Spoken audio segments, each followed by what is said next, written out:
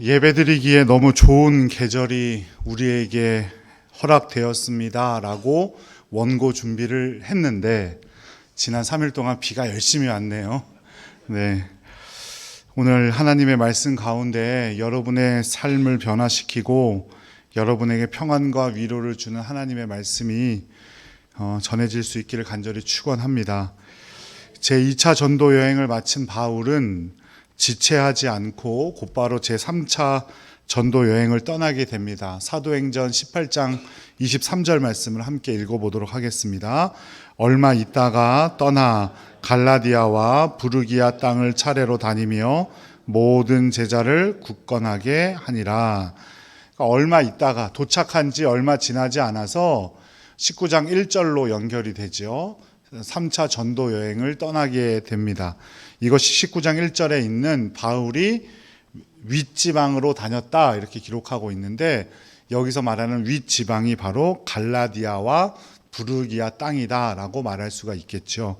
바울 사도는 2차 전도 여행 때 에베소를 들렸을 때 사람들이 에베소에서 말씀을 전하여 달라고 부탁을 받았는데 그때 뭐라고 했어요? 하나님께서 원하시면 내가 다시 올 일이 있을 것이다 이렇게 얘기를 하고 나서 3차 전도 여행은 바로 다른 지역에 대한 이야기는 별로 없고 바로 에베소에서의 사역을 말하고 있어요.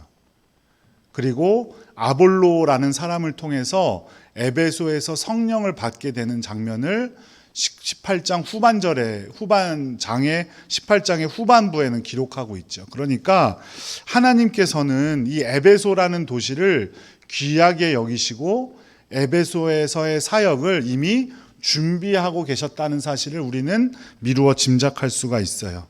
지난주에 보았던 아볼로라는 사람은 브리스길라와 아굴라 부부에게 성령에 대해서 알게 된 후에 어디로 떠나요? 고린도로 떠나게 되죠. 그리고 그 사역자가 없이 빈 자리를 사도 바울이 다시 에베소로 와서 그 사역자의 역할을 감당하게 됩니다. 그곳에서 처음 12명의 사람을 만나게 되는데 이 사람들은 성령에 대해서 알지 못했다 그랬어요. 그래서 이 미루어 짐작컨대 이 사람들은 아볼로가 브리스길라와 아굴라 부부를 만나서 성령에 대해서 알기 전에 아볼로에게 배운 사람들일 거다 이렇게 생각을 하죠. 그 사람들에게 바울 사도가 물어요. 19장 2절 말씀을 함께 읽겠습니다. 이르되 너희가 믿을 때에 성령을 받았느냐? 이르되 아니라 우리는 성령이 계심도 듣지 못하였노라. 너희가 믿을 때에 성령을 받았느냐라는 물음은 바울 사도가 그들을 보기에 성령을 받은 것 같아서 물었을까요? 받지 않았을 것 같아서 물었을까요? 받지 않았을 것 같아 보이는 거지요. 그래서 물었는데 뭐라고 대답해요? 돌아온 대답이 더 충격적이에요. 우리는 성령이 계심도 듣지 못했다. 우리는 성령에 대해서 전혀 알지 못한다. 그들은 성경에 대한 지식은 있었지만 아볼로와 같이 구원받지는 못한 사람들이다라는 뜻입니다. 교회는 열심히 다니는 것 같고 봉사도 열심히 하고 상냥하고 사랑이 넘치는 것 같이 따뜻한 것 같지만 그 실상은 거듭나지 못하고 구원받지 못한 사람들이었다라는 뜻입니다. 그러면 제가 감히 여러분께 묻겠습니다. 여러분은 어떻습니까? 목사, 장로, 집사, 권사, 직분도 있고 어디에 내세울 정도로 누가 보면 맨날 교회에 가서 사는 것 같이 보일 정도로 교회를 섬기고 있지만 여러분은 거듭난 사람들입니까? 여러분의 삶 가운데는 성령이 항상 함께 하십니까?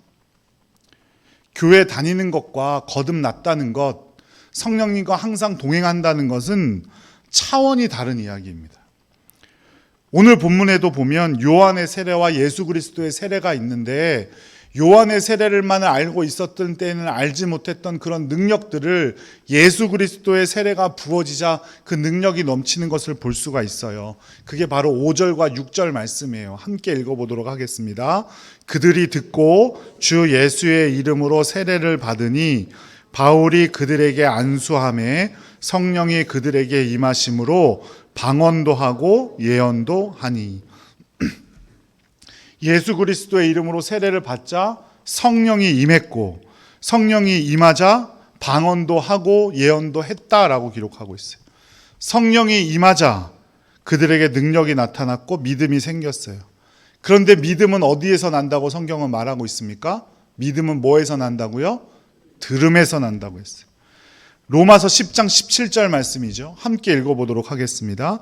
그러므로 믿음은 들음에서 나며 들음은 그리스도의 말씀으로 말미암았느니라. 그리스도의 말씀을 들어야 합니다. 거기서 믿음이 생겨요.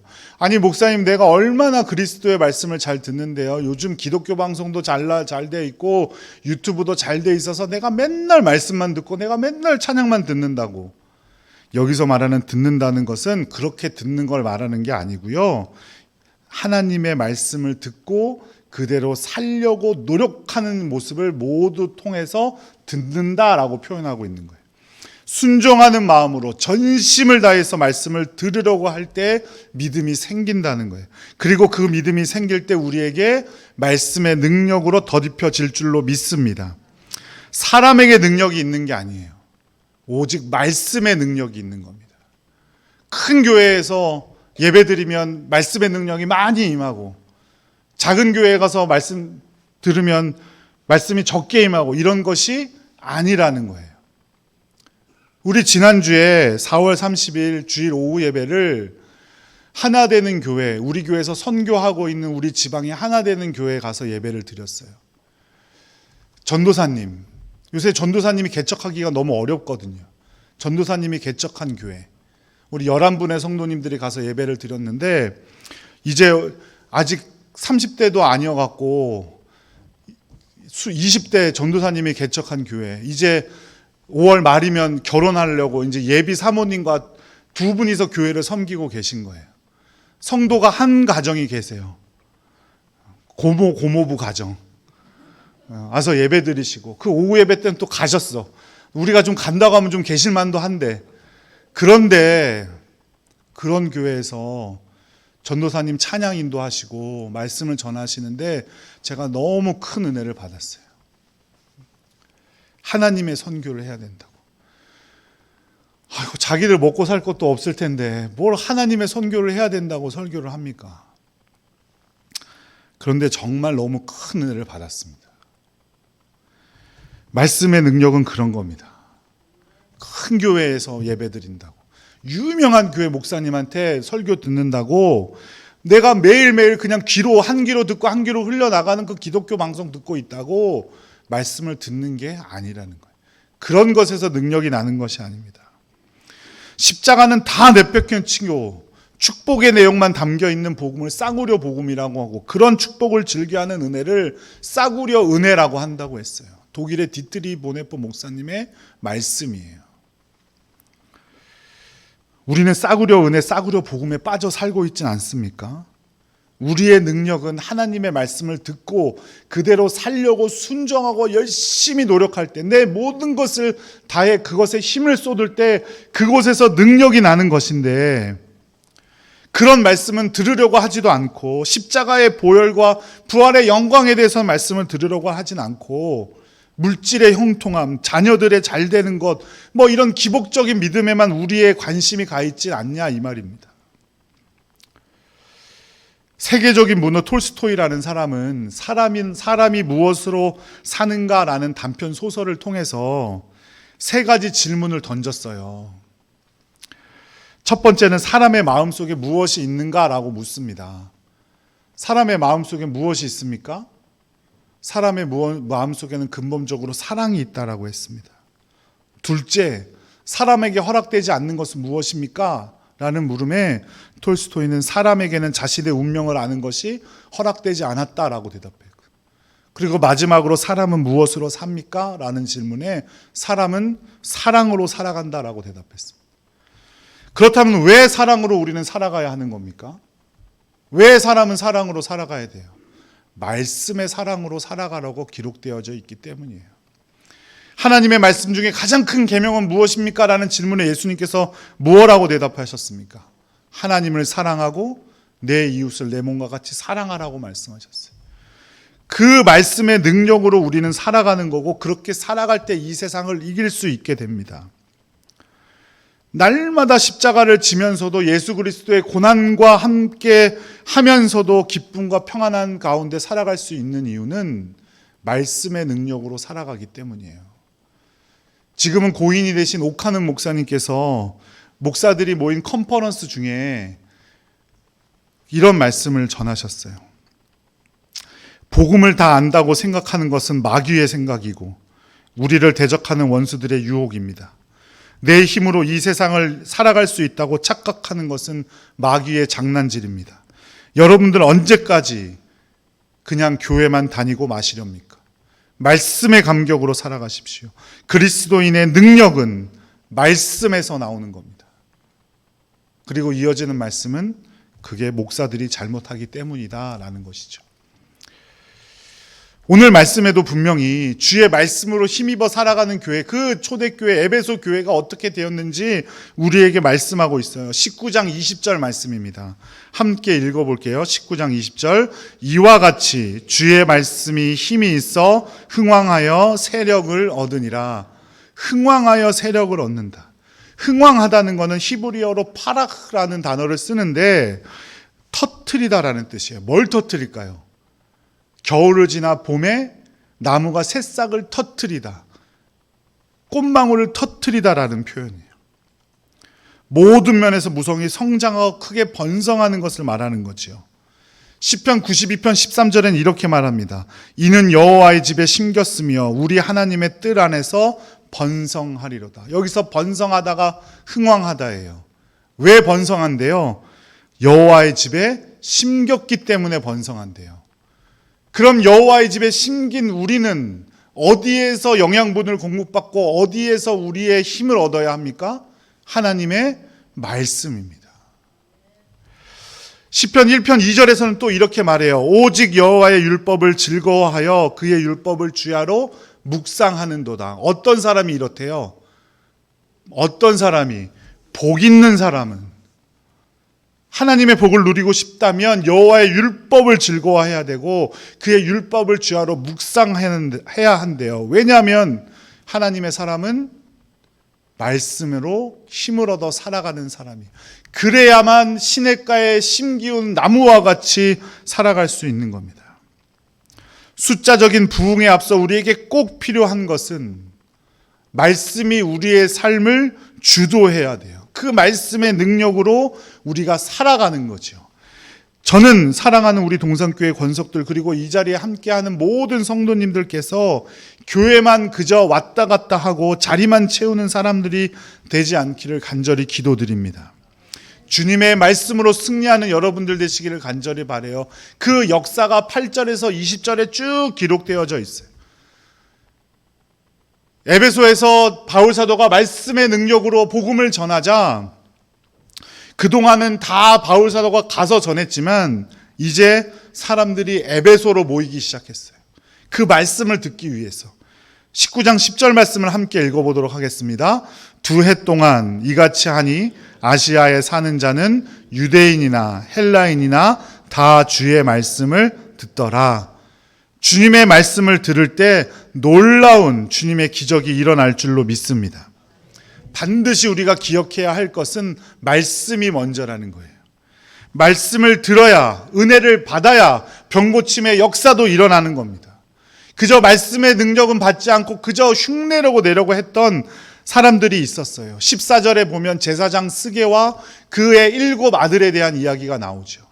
그들은 말씀의 능력도 모른 채 그저 흉내만 내려고 했어요. 어떻게 됐습니까? 악귀에게 큰 낭패를 보게 되었다라고 기록하고 있습니다. 이런 능력을 체험했던 사람들이 자신들이 그동안 즐겨보던 마술책을 다 에베소 도시로 가지고 나와서 사람들 앞에서 태웠어요. 근데 그 책값을 계산하니까 은 5만이나 되었대요. 엄청난 금액이죠. 말씀의 능력인 줄로 믿습니다. 목사는 말씀을 제대로 전하려고 일주일 동안 최선을 다해 노력하여 준비하고, 성도들은 평일에 성경을 소리내어 읽고 암송하고 또 주야로 묵상하여 그 말씀을 마음에 새기고, 주일에는 함께 모여 그 말씀에 대해 나누고, 말씀을 전하고 말씀을 듣고 하나님을 높일 때 이 에베소 교회의 역사가 우리 교회에도 일어날 줄로 믿습니다. 우리 교회 안에 말씀의 능력으로 믿음의 감격과 기쁨이 넘치고 기적이 일어나고 말씀의 능력으로 믿는 세력이 더 커지게 될 줄로 믿습니다. 호세아서 14장 2절 말씀에 이렇게 말합니다. 너는 말씀을 가지고 여호와께 돌아와서 아뢰기를. 무엇을 가지고 돌아오라고요? 말씀을 가지고 돌아오라고. 주님의 말씀 앞에 바로 선 우리 모든 교회 성도들 되시기를 축복합니다. 그럴 때 여호와의 진노는 우리를 떠나고 우리 앞에는 주님의 영광만이 가득하게 될 줄로 믿습니다. 이런 우리의 노력에는 분명히 방해하는 세력들이 있습니다. 우리를 방해하는 사람들이 있을 거예요. 오늘 에베소 교회에도 그 방해하는 세력들이 있었어요. 24절 말씀에 보니까 데메드리오라는 은장색이라는 사람이 나옵니다. 은장색이란 은을 세공해서 먹고 살던 사람들 말하는 거지요. 은의 불순물을 제거하여 쓸만한 물건을 만들어 파는 사람들, 특별히 데메드리오라는 사람은 아데미 여신의 신상을 만들어서 팔던 사람이에요. 에베소 사람들은 거의 대부분의 그 성의 대부분의 사람들이 무역 아니면 아데미 신전에 나오는 그 아데미 신전을 방문한 사람들을 통해서 먹고 사는 사람들이었어요. 고대 세계의 7대 불가사의 이런 거 들어보셨어요? 고대 세계의 7대 불가사의 그 중에 하나가 뭐냐면 에베소의 아데미 여신전이에요. 그 시대에 잊지 못할 만큼 컸다는 얘기가 되겠죠. 그러니까 많은 사람들이 에베소에 들려요. 그래서 아데미 신전에 들어가서 아데미 신전에게 제사를 드린 후에 나와서 많은 이방신들이 그렇듯 제사 후에는 육체적인 쾌락을 즐기죠. 그리고 우리도 많은 관광지에 가보면 알듯이 그 관광지 주변에 먹을 것이 있고 기념품 파는 가게들이 있잖아요. 그런 걸로 다 먹고 살았던 거예요. 에베소 사람들이. 그래서 많은 사람들이 에베소에 들리면 아데미 신전을 찾았다가 나가면서 은으로 만든 여신상도 하나 사가고 돌로 깎은 것, 나무로 깎은 것 이런 걸 하나씩 다 사가는데 바울 사도가 2년 동안 거기서 복음을 전하니까 어디서 복음을 전했다 그랬죠? 두란노 서원에서 복음을 전했던 거예요. 그러니까 사람들이 이제 에베소를 들릴 때 아데미 신전을 가지 않고 어디를 가요? 두란노 서원을 가요. 그러니까 아데미 신전에서 그 앞에서 먹고 살았던 사람들이 먹고 살 게 없어진 거예요. 그래서 어떻게 돼요? 바울을 잡아서 쫓아내야 된다고 소동을 일으켰죠. 도시 전체가 바뀌어 버린 거예요. 그동안은 에베소 하면 아데미 신전이었는데 2년 동안 사도 바울의 역사를 통해서 에베소 하면 뭐가 되었냐면 두란노 서원. 말씀의 능력으로 성령으로 변화받은 그 한 사람, 그 몇몇 사람들을 통해서 도시 전체가 바뀌어 버린 거예요. 현재 한국 사회도 마찬가지예요. 남과 북으로 나뉘고 동과 서로 나뉘고 세대 간의 갈등이 극심화되고 빈부격차는 최고조에 이르러 있고 청소년들이 쉽게 마약도 구할 수 있다고 하고 도시 한복판에서는 아무렇지도 않게 매춘이 일어나고 이런 악한 사회를 누가 바꿀 수 있는 겁니까? 말씀의 능력으로 변화된 소수의 그리스도인이 바꿀 수 있는 거예요. 존 웨슬리 감리교 운동이 왜 18세기 영국 사회의 피 없는 혁명이라고 부르는 것은 다른 이유가 있는 것이 아니에요. 성령으로 충만했던 존 웨슬리가 시작한 감리교 운동을 따랐던 소수의 믿음의 사람들을 통해서 타락하고 마약에 찌들어서 자기의 자식들도 내다 팔던 그 많은 가정들이 바뀌었기 때문이에요. 우리도 변화된다면 그렇게 될 수가 있어요. 그건 다른 누가 해주는 게 아니에요. 누가 해야 되는 거예요? 내가 해야 되는 거예요. 나는 나이도 많고, 나는 이렇고, 나는 저렇고, 이래서 안 돼, 이래서 안 돼, 이래서 안 돼가 아니라 말씀의 능력을 힘입으면 된다라는 마음으로 최선을 다해서 말씀을 가까이 해야죠. 한국인은 무엇으로 산다고요? 무슨 힘으로 산다 그래요? 한국인은 밥심으로 산다 그러죠. 그리스도인은 무엇으로 살아야 돼요? 말씀의 힘으로 살아야 돼요. 데메드리오와 그 데메드리오를 따랐던 많은 사람들은 무엇을 위해 지금 살고 있는 거예요? 자신의 밥벌이를 위해서 살고 있는 거예요. 물론 밥벌이 중요하죠. 밥벌이 안 해야 된다는 말씀이 아니에요. 하지만 더 중요한 거는 그리스도인이라면 말씀을 최우선으로 살아가야 한다는 겁니다. 저와 여러분이 그렇게 한 사람 한 사람 변화되어 나갈 때 이 지역이 바뀌고 이 도시가 바뀌고 우리나라가 바뀌게 될 줄로 믿습니다. 말씀으로 살아갈 때 가능한 일입니다. 데메드리오와 그를 따랐던 사람들은 말씀이 아니라 밥벌이를 위해 살았지만 이제 우리는 말씀을 위해 살아야 합니다. 그렇게 밥벌이 때문에 모였던 소동을 일으켰던 사람들이 에베소에 있던 약 2만 명 정도가 들어갈 수 있는 극장에 모였어요. 야외 극장에. 근데 막상 모이고 보니까 할 말도 없는 거예요. 그리고 누가 나가서 좀 선동을 하는 말을 해야 되는데 할 사람이 없는 거예요. 그래서 야 네가 해 이러다 밀치다가 알렉산더가 힘이 없었는지 알렉산더라는 사람이 그 무대 위에 서게 됐어요. 근데 이 사람도 막상 나가니까 할 말이 없는 거예요. 그래서 어떻게 했냐면 2시간 동안 그저 아데미어라고 외치기 시작했어요. 그리고 나서 한 서기장이 2시간 정도 흐른 뒤에 재판에 넘기는 것도 있고 총독에게 고발하는 것도 있으니까 이제 그만하고 헤어져라. 니네 흩어져라. 이렇게 말하니까 아무런 말 없이 또 흩어지게 됩니다. 능력이 없었다는 거죠. 자신들이 딱히 따질 것도 없는데 할 말도 없는데 그렇다고 그냥 가만히 이렇게 자신의 밥벌이를 빼앗기기에는 그러니까 이 사람들은 그냥 중언부언하며 아데미어 이러고 있었던 거예요. 하지만 말씀의 능력에 사로잡혔던 바울은 두란노 서원에서 복음을 전할 때 온 아시아 지역에서 찾아온 사람들에게 둘러싸여 말씀을 전하고 있었습니다. 이처럼 말씀의 능력으로 살아가는 사람들과 밥벌이를 위해 살아가는 사람들은 근본적으로 차원이 다른 삶을 살아가게 되는 겁니다. 성도는 그 말씀의 능력으로 살아가야 됩니다. 누가는 그것을 무엇이라고 표현하고 있냐면 도라고 표현하고 있어요. 사도행전 19장 23절 말씀 함께 읽어볼게요.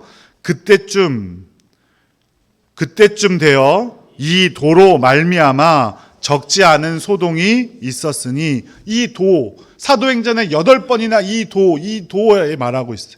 이게 말씀의 능력이라는 뜻이에요. 그리스도인이 된다는 건 주님께서 말씀을 통해 보여주신 그 도, 십자가를 통해 보여주신 그 도, 그 말씀의 능력을 쫓아 살아가야 된다는 겁니다. 여러분은 어떤 삶을 살아가시겠습니까? 그리스도인이라고 스스로를 칭하고 있는 우리가 데메드리오와 같이 밥벌이를 위해 살아가시겠습니까? 아니면 핍박이 있고 방해가 있더라도 하나님의 말씀을 위해서 살아가시겠습니까? 말씀을 최우선으로 놓고 말씀으로 동의할 수 없는 일들은 과감히 도전하고 내버리는 여러분들 되시기를 간절히 바라요.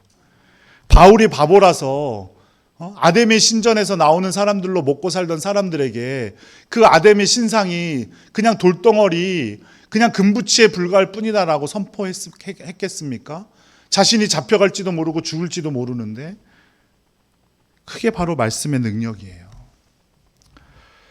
그리고 그곳에서 사도 바울은 죽음의 위기를 넘기고 로마까지 가서 참수형을 당하게 되죠. 말씀의 능력으로 살아가려고 했기 때문이에요. 사랑하는 여러분, 저와 여러분은 무엇 때문에 살고 있습니까? 밥벌이 때문입니까? 아니면 예수님 말씀 때문입니까? 저와 여러분은 무엇으로 살고 있습니까? 그저 하루 먹은 그 양식의 힘으로 살아가고 있습니까? 아니면 말씀의 힘으로 살아가고 있습니까? 가장 먼저는 이 자리에 있는 모든 그리스도인들, 특히 우리 동산교회 권속들은 말씀의 능력으로 새로워지기를 간절히 축복합니다. 교회에 그저 왔다 갔다 하는 사람들 아니라 정말 변화된 사람들, 삶의 가치를 바꿀 수 있는 여러분들 되시기를 간절히 축복합니다. 우리 앞에는 항상 2가지 문이 열려 있습니다. 하나는 좁은 문이고 하나는 넓은 문입니다. 예수님께서는 그 넓은 문은 이 세상에서 잘 살 수 있는 문이라고 말씀하셨고, 좁은 문은 말씀의 능력으로 살지만 하나님의 영광을 볼 사람들이 들어갈 문이라고 말씀하셨습니다. 여러분은 어느 문으로 가시겠습니까? 일평생 그저 이 땅에서 잘 먹고 잘 사는 방향으로 가시겠습니까? 아니면 이 땅에선 조금 어려울지라도 영원한 하나님의 영광을 보며 살아갈 수 있는 그 길을 선택하시겠습니까? 그 선택의 책임은 분명히 여러분에게 있습니다. 일평생 편하게 넓은 문을 선택하고 살았다면 반드시 마지막 그날에 어두운 데 쫓겨나 슬피 울며 이를 갈게 될 것이라고 예수님은 말씀하셨어요. 여러분의 삶을 말씀의 능력으로 택하며 살아가는 여러분들 되시기를 간절히 바랍니다. 예수님은 분명히 우리에게 생명으로 인도하는 좁고 협착한 그 문을 선택하며 살아가라고 말씀하셨습니다. 이미 답을 다 알려주셨어요. 그런데도 많은 사람들이, 또 그리스도인들도 넓은 문을 선택하기도 합니다. 이 자리에 함께 하신 모든 분들, 좁은 문을 선택하고 말씀의 능력으로 살아가는 여러분들 되시기를 간절히 바랍니다. 오늘은 어버이 주일입니다. 후손들을 위해서 일평생을 바치신 모든 부모님들께 감사드리고 찬하의 말씀을 올립니다. 주님의 신령한 복이 땅에 기름진 것이 함께 하시기를 간절히 기도드립니다. 앞으로 부모님들의 삶 가운데 성령님께서 함께 하시고 말씀의 능력으로 살아가시기를 간절히 축원합니다. 또 부모님들이 꼭 기억하셔야 할 일은 부모님들이 가신 그 길이 우리 자녀들이 가게 될 길이라는 사실을 꼭 기억하시기 바라요.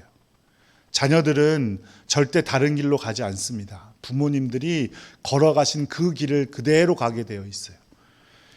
다른 어떤 것보다도 말씀의 길로 걸어가시는 부모님들 되시기를 간절히 바라고, 모든 자녀된 분들은 부모님을 공경하고 오직 이 세상을 말씀의 능력으로 이기며 살아가기를 간절히 기도드립니다.